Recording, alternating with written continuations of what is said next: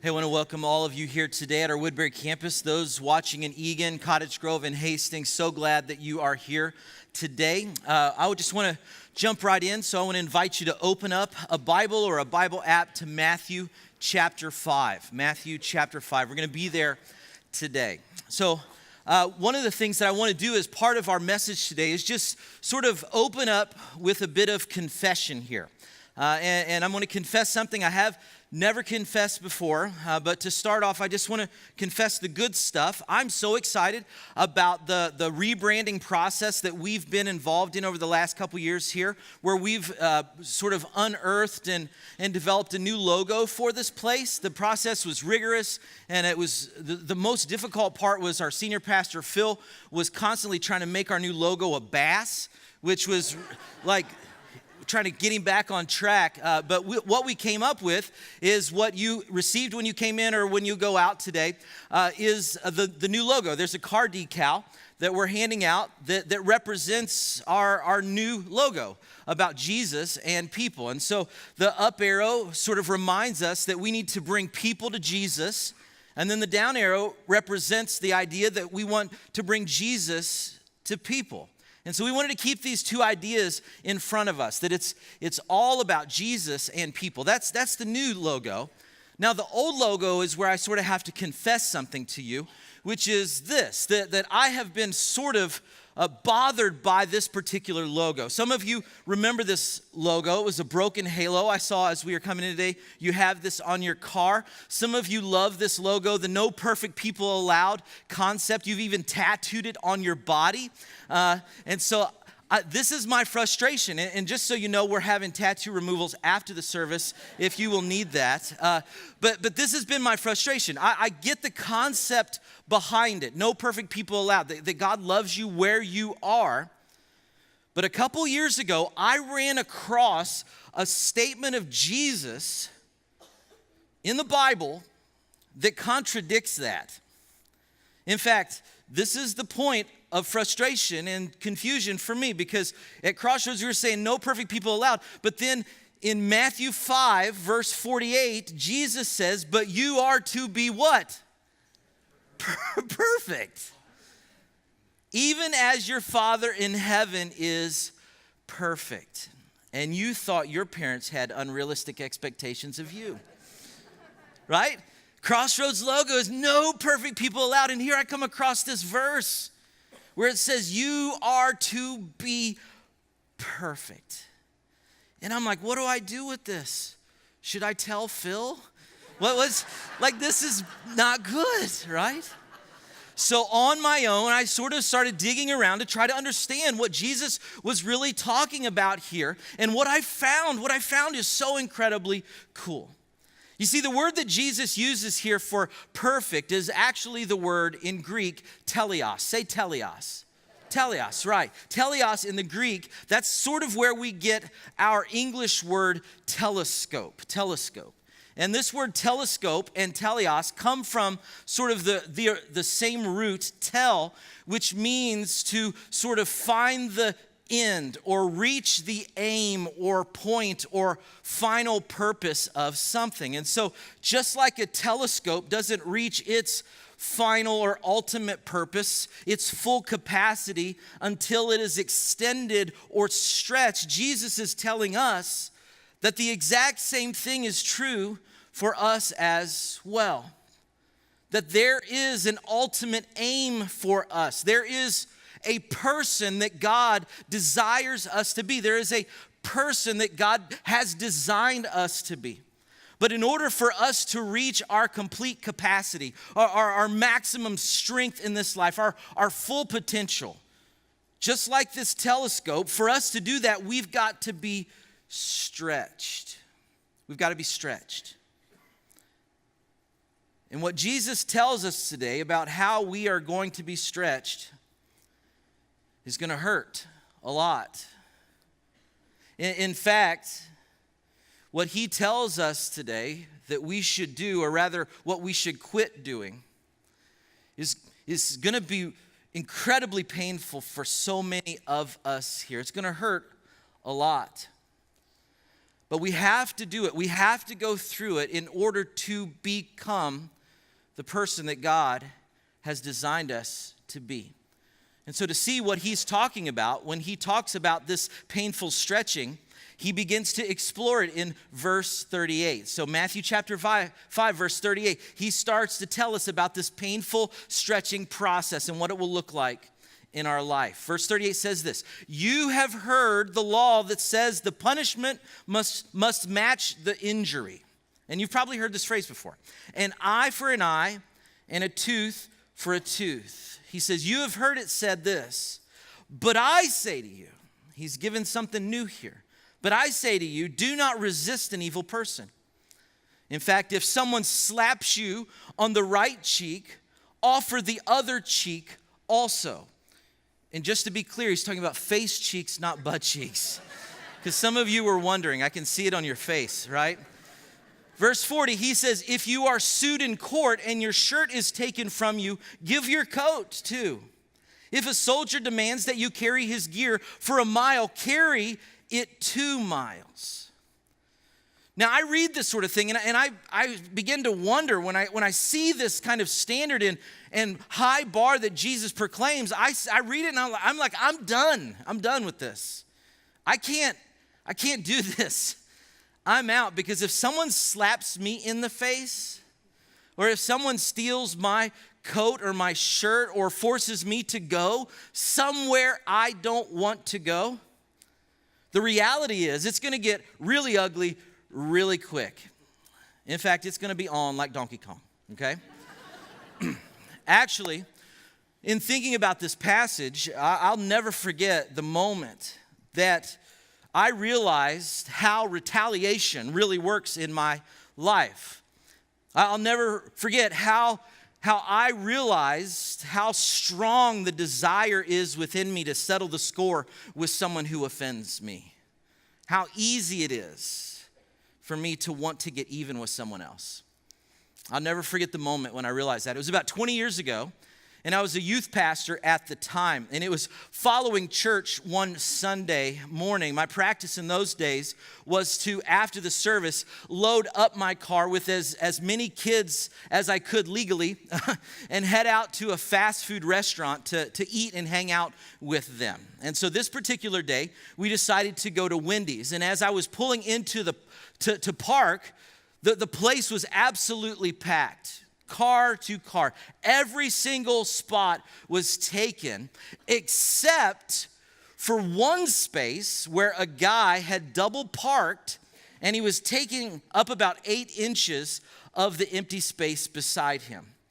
And so back in those days, I had a pretty skinny car as well as a pretty skinny body. And so I decided that I could probably work within this tiny space. So I pulled in and I snapped a photo of it there. So just kidding, that's not it. We didn't have cell phone cameras in that day. This is more like the scenario. I'm the red car in this scene here. And so we pulled in, and I sort of slithered out of the driver's side, and all the kids had plenty of room to get out on the other side. We didn't even touch any of the cars. We were very careful, didn't touch any of the cars. So we got out, we ran in, we ordered, we ate, we laughed a lot, had a great time hanging out together. Then as we were leaving the restaurant, I noticed that there was an old man standing at the back of my car who did not look very happy at all. And immediately as I was approaching the car, he started approaching me and started laying into me, yelling at me about how I had parked too close to his car. So I told the kids, hurry up, get in my car, because I don't know how this thing's gonna play out. And I didn't know. And it was sort of scary because this guy would not let up. He just kept going on and on about how he had been standing out there behind my car for like 30 minutes waiting for me to come out, which I thought was a stupid waste of time. Dumb. He kept yelling at us about how we were what was wrong with the world, and he was going to teach me a lesson. And when I heard him say that, I told the guy, you need to back off, and you need to get your eyeglass prescription updated, because you obviously can't see how to park, which didn't help the situation at all. It was at that point, though, that he started stepping toward me even further into the place where he got up in my face, so where we were nose to nose. And I will never forget that moment because we were inches from one another, staring each other right in the eyeballs. And I'll never forget this moment because I could see out of the corner of my eye all these giant eyes out the back of my car window looking and waiting to see what was about to happen, staring at me. I'll never forget the moment because the smell of his breath is forever burned in my psyche. It was such an abhorrent air, like this contemptible commingling of coffee breath and death. It was like so nasty. And I'll never forget the moment because it was the first time in my life that I remember feeling pure rage at another human being. And just to speak honestly, I wanted to knock this guy out cold, this old dude out cold. I wanted to punch him right in the face, lay him out right there in the Wendy's parking lot. I mean, honestly, as I think back on this, I've never been so angry in my life. I mean, who did this guy think he was? He had no right to treat me like this. And if I would have bloodied this guy's nose, he would have deserved it, right? I mean, after all, he is the one who started this whole thing. He is the one who parked poorly. He is the one who was being a jerk. He was the one who was aggressively approaching me. And I was convinced that he was the one in any second about to attack me. And in that moment, a question popped into my mind that caused me to pause, which was this. Can you go to jail for punching an old man in a Wendy's parking lot? Because one of my bucket list items is to not go to jail. It's one of my life goals, just so you know. Just kidding. That wasn't the question. The actual question that popped into my brain, as corny as this sounds, was this. What would Jesus do? What would Jesus do? And just so you know, I hate that question. I hate it. But I was forced to ask it. Hear this. I was forced to ask it because in this moment, I was about to become the answer to that question for a group of kids waiting and watching to see what I would do next. And what I wanted to do next was punch this guy because he needed to be taught a lesson. But Jesus said, that's the old way, James. That's the old way. An eye for an eye, a tooth for a tooth. That's the old way. That's the old way. And in this particular situation, I sort of like the old way better. But Jesus says that's the old way. That's the old way. The new way, the better way says, don't punch old people. Don't resist an evil person. Don't attempt to get even with someone else. Don't try to get revenge against someone who has wronged you. That's the new way. Which is definitely hard to do when it comes to grumpy old men at Wendy's. But I submit to you, it's even more difficult to do when it comes to some of the stuff that some of you have had to deal with in your own life. You see, the truth is my parking lot drama is nothing compared to some of the situations that some of you have been in or are going through, where you want to get even with someone, where you want to get even with someone maybe who abused you, or you want to get even with someone who betrayed you, or you want to get even with someone who injured you or injured your child, or someone who took advantage of you or took advantage of someone you love, or whatever situation you might find yourself in where you want to get even. And in that moment, the question becomes, why wouldn't I? Why wouldn't I do this? Why wouldn't I seek to settle the score in that situation? Why would I ever want to let them or him or her off the hook for what they did to me? Why should I say, I quit to trying to get even? Why would I ever want to do that? Which is a good question. And we'll get to answering it just in a second. But I want you to know that the Bible says that there is a place in our lives and in this world for our anger. There is a place for justice. There's a place for making things right. The Bible doesn't call us to just be spineless pushovers who never speak up or who never take a stand on any issue. That's not what the Bible calls us to do. In fact, Jesus himself, in anger, overturned the tables in the temple and chased people out who were exploiting the temple and using it as a place of commerce. He did that. And guess what? He did it with a whip. That's right. We got sound effects even. This is amazing. And the truth is, most of the time, though, we're not doing that sort of thing. We are not these avengers securing the holy of holies in this world. We're not doing that sort of thing. Many times, we're the ones who have been wronged, and we end up wanting to retaliate in some way. So why should we not do that? Why should we say, I quit, to getting even?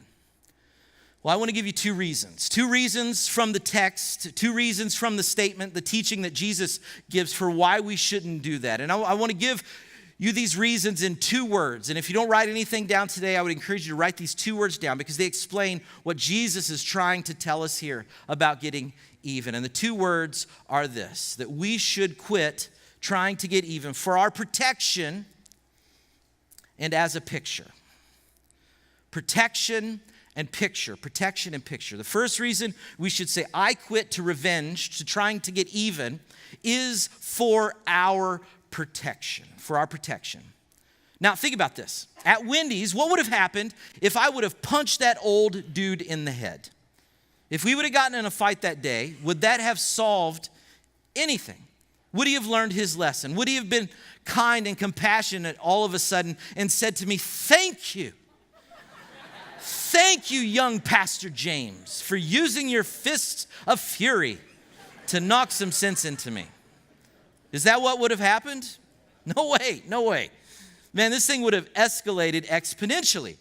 He probably would have had me arrested or maybe sued me. Where I'm from in southern Ohio, I have no doubt that this guy's sons and grandsons and brothers in trucker hats and overalls.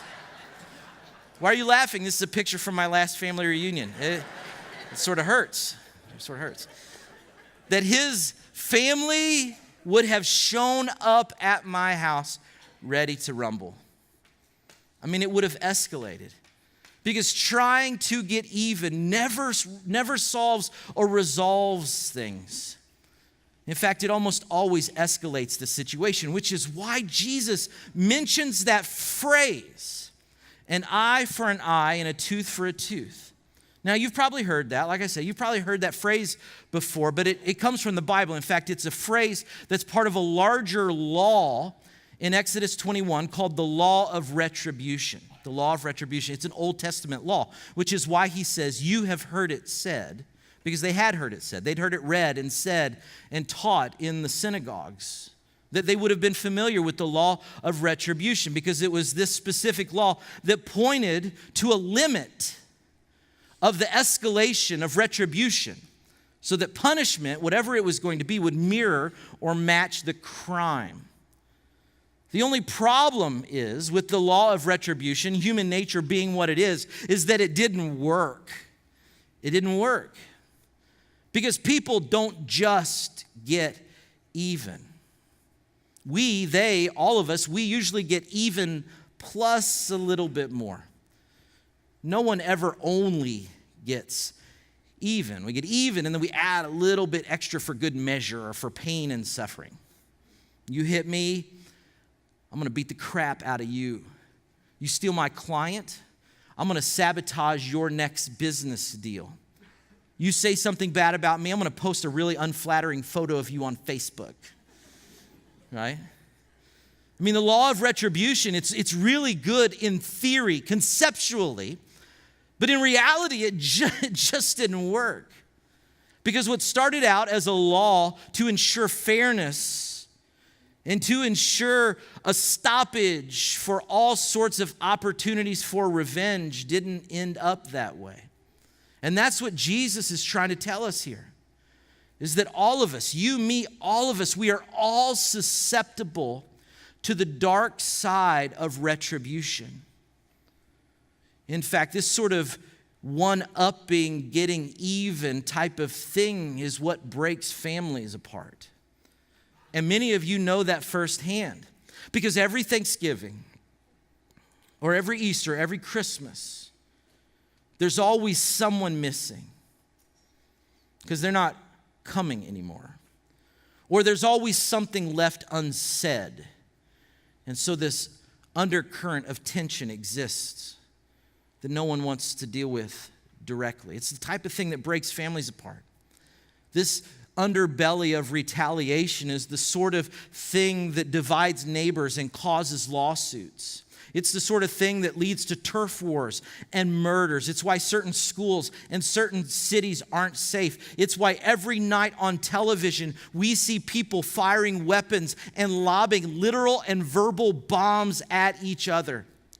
Because somebody said something or somebody did something that somebody else thought wasn't fair or right or good. So now the other person is going to have to pay for it. You see, getting even almost always escalates the situation. And that's why Jesus comes on the scene and he says, that's the old way. That's the old way. Don't do that.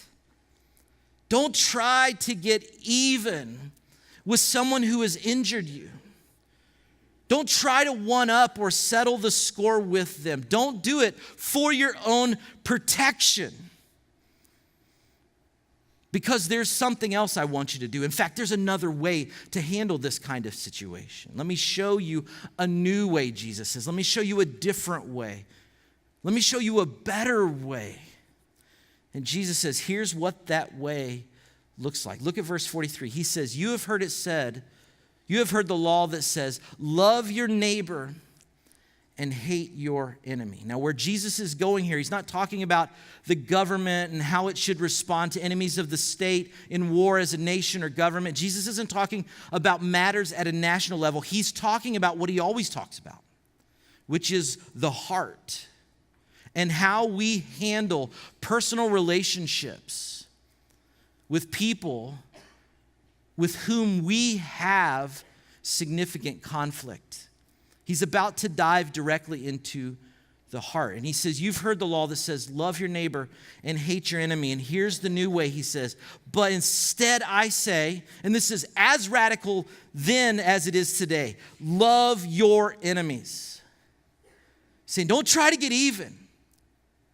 Use your energy in another way to love your enemies. In fact, here's a great place to start. Pray for those people who persecute you. Now, again, I read something like this from the statement as a statement of Jesus, and I'm like, again, this is impossible. Like, why does he set the bar so stinking high? I'm out. I can't do this sort of thing. Love my enemies? Really? I mean, he didn't say tolerate your enemies, which I'm pretty sure I could get to. I could tolerate them. But he's challenging us. He's provoking us to proactively love them. To love my neighbor who is a jerk. Now, my neighbor's not a jerk, but I have great neighbors. I know some of you have jerky neighbors. And Jesus says, love them. The boss who is so immoral, love them. The ex that you cannot stand, love them. The coworker or the professor or the classmate who is a raving atheist who belittles your faith on a regular basis, love them. The parent who thinks their kid is way better than my kid, and we all know they're not. Love them. You're asking me, Jesus, not to just tolerate them, but to love them. But to love them. Why? Why would I want to do this? For my protection and your protection. Because what love actually does is it stops the cycle of retaliation. When you choose to insert love into a situation, you stop the cycle of getting even and one-upping someone else. You stop the cycle of anger. You stop the cycle of retribution. You stop it cold in its tracks. You stop it for your protection, but there's another part of it as well.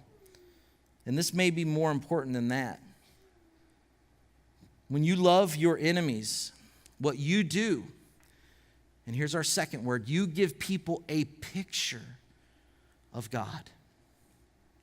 When you love your enemies, you give people a picture of what God is really like. When you show love for your enemies, instead of getting even with them, when you show love to them, you turn into an image in this world, for this world to know what God really feels about this world. Hear me when I say this. In the same way, when I was in that Wendy's parking lot and those big eyes were looking out the back window at me, wondering and watching and waiting to see what I would do, you have people in your life who are looking through the window of your life to see how you will react to the conflict that you have in your life. And when you do that, you give a picture of what God is like. The way you interact with your enemies shows everyone around you what you believe about God and what He's really like. In fact, that's what Jesus says in verse 45. He says, in that way that you love your enemies, in that way, when you love your enemies, you will be acting as true children of your Father in heaven. You become a picture for people of what your Father is really like. Like father, like son. Like father, like daughter. And Jesus says this is what God is like, for He gives sunlight to both the evil and the good. He gives grace to all of them. He sends rain on the just and the unjust alike. If you only love those who love you, what reward is there for that? There's no reward for that. Because even tax collectors, corrupt tax collectors, they do that much. If you're kind only to your friends, how are you any different from anybody else? There's nothing special about liking people who already like you. That's not newsworthy. Even pagans can do that. Anybody can do that. And then here's our verse. He says, but you're to be different. You're to be perfect, even as your Father in heaven is perfect. Wow. Did you catch what Jesus is saying to all of us here? That the closest that you and I will ever come to perfection in this life, the closest that you and I will ever come to actualizing our life's potential, the closest that you and I will ever come to achieving God's dream for our life, to becoming the person that God has designed you and me to be, is when we are able to quit trying to get even with the people around us, with our enemies, and then somehow find a way to show love and to show patience and to show kindness to them. In other words, what Jesus is saying is simply this, that holding on to your right to get even is only going to hold you back. And the reality is that's where some of you are today. Is that holding on to your right to get even, your need for retaliation, your desire to settle the score, that desire to settle the score, Jesus says, is actually squashing you. That your need to retaliate is shrinking you as a person. It's squelching the purpose that He has for your life. And he says, you need to release that so that you can become all that I've designed you to be. And that's so difficult, right? I mean, this is what Jesus does. He gives us these high bars because he believes in us that much, in what we can become. And this is so hard because this sort of thing is so counterintuitive, which is why Jesus says to us, I'm not just going to tell you that you should do this. I'm not just going to use my words and give you some instruction about this is the right way to live. I'm not just going to tell you what you should do. I'm going to show you how to do it.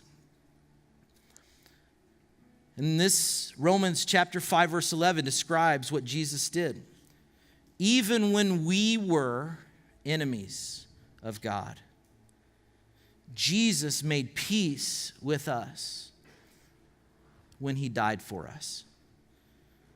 Even when we were enemies of God, he took the initiative to show us love by dying for us. You see, Jesus showed us how to love our enemies. When he was falsely accused of crimes he did not commit, when he was beaten mercilessly, just short of his very existence, when he was stripped of his clothing and crucified for all the public to ridicule and openly gawk at him. In that moment, Jesus had a choice to make. Should I love these enemies? Or should I take revenge on these enemies? Should I love them, or should I seek to settle the score with them? He had a choice. And in that moment, do you remember what he did?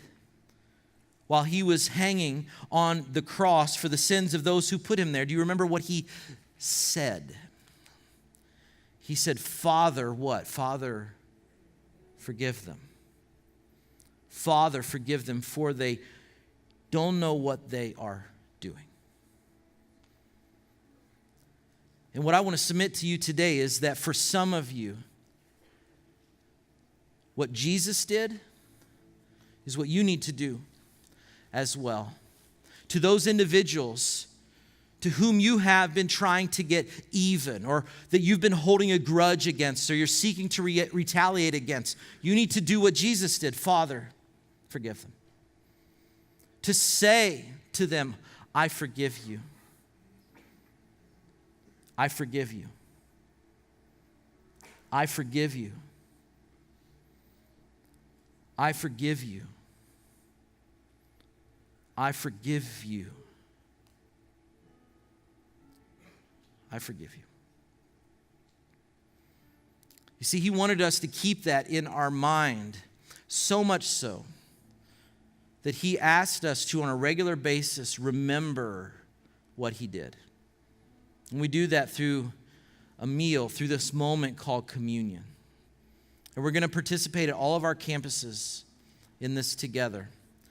And so I want to invite the ushers to come forward at this time and begin to pass out the elements. And I want to ask you to hold on to them for just a few moments, because we're going to take them together.